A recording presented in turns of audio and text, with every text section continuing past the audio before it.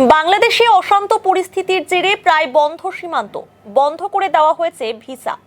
শুধুমাত্র জরুরি কারণেই ছাড় পাচ্ছেন মানুষ। এর প্রভাব পড়েছে উত্তরবঙ্গে হোটেল ও পরিবহন ব্যবসায়। ব্যাপক ক্ষতির মুখে পড়েছেন পরিবহন ও হোটেলের ব্যবসায়ীরা।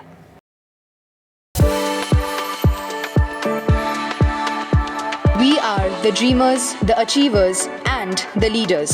Come, join us today. পর্যটন সহ চিকিৎসা ও পড়াশোনার জন্য বাংলাদেশ থেকে প্রচুর মানুষ ভারতে আসেন, যে কারণে শিলিগুড়ি থেকে ঢাকা বাস চলাচল করে। এদিকে প্রতি বছরই বাংলাদেশি পর্যটকদের ভিড় দেখা যায় হোটেলগুলিতে। গত কয়েক মাস ধরে বাংলাদেশের পরিস্থিতির জেরে পর্যটকদের সংখ্যা কমে গিয়েছে। বর্তমানে ভিসা বন্ধ করে দেওয়ায় পর্যটক প্রায় শূন্য। গত কয়েকদিন ধরে শিলিগুড়ি ঢাকা বাস চলাচল পুরোপুরি বন্ধ রয়েছে, যাত্রীও প্রায় শূন্য। বাসের কাউন্টারগুলিও ফাঁকা। এদিন পরিবহন সংস্থার বাস কাউন্টারের এক কর্মী জানান, সেভাবে যাত্রী নেই, ফলে বাস চলছে না। দু এক আসলেও তাদের নিয়ে বাস চালানো সম্ভব হচ্ছে না। ভিসা বন্ধ থাকার জন্য বেশি সমস্যা হচ্ছে।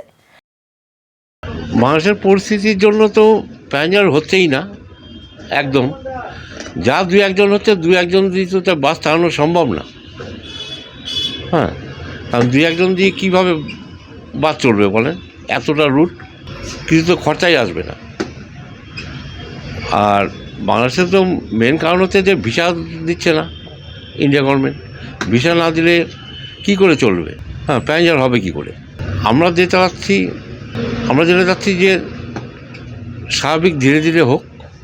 হ্যাঁ, ভিসা চালু হোক, পুনরায় ব্যবসা চালু হোক, যাত্রী সব যাতায়াত শুরু করুক। পুরোটাই লস। অন্যদিকে হোটেল ব্যবসায়ীরা জানান, পর্যটনের মরশুম শুরু হলেও বাংলাদেশি পর্যটকেরা আসছে না, যে কারণে ব্যাপক ক্ষতির মুখে পড়ছেন তারা। দ্রুত পরিস্থিতি স্বাভাবিক হোক, এটাই চাইছেন সকলে। আমরা শিলিগুড়িতে থাকছি। শিলিগুড়ি টি, টিম্বার আর ট্যুরিজম। তো এখন টিম্বার তো নাই, টি আর ট্যুরিজমই মেন আছে শিলিগুড়ি আর নর্থ বেঙ্গলে। আর এইটা আছে আমাদের পড়োশি দেশ বাংলাদেশ এফেক্ট করে। কেন এফেক্ট করে শিলিগুড়িকে? শিলিগুড়ির হোটেল ব্যবসায়ীরা এমনি গ্লোবাল ইকোনমিকের যে প্রবলেম আছে ওতে তো আছেই, ইফেক্ট আছেই। কিন্তু ট্যুরিজমের জন্য মেন ট্যুরিস্ট টাইম ছিল বাংলাদেশে লোকগুলোই।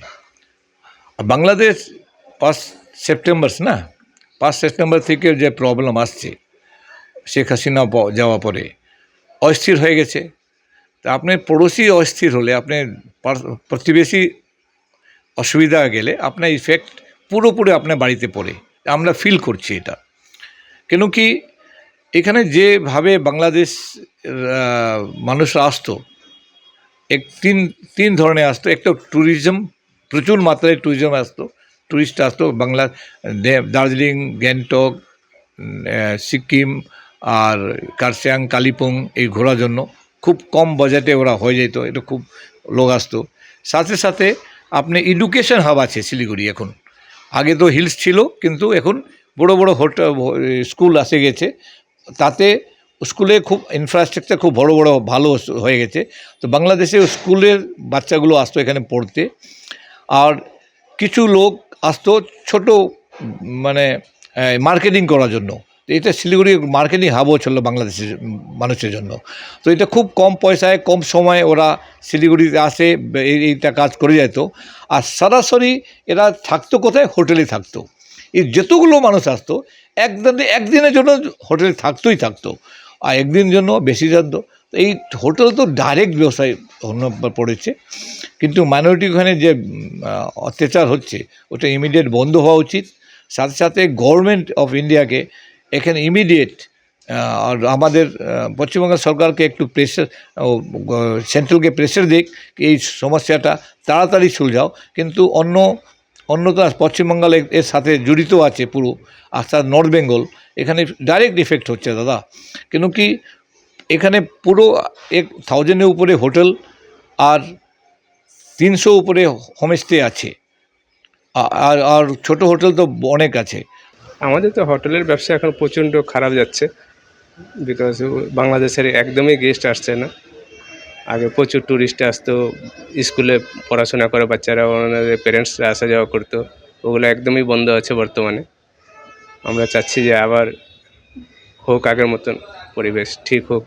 প্রচুর মাত্রার লস হচ্ছে এখন বর্তমানে, আমাদের প্রচুর মাত্রায় ক্ষয়ক্ষতি হচ্ছে স্যার।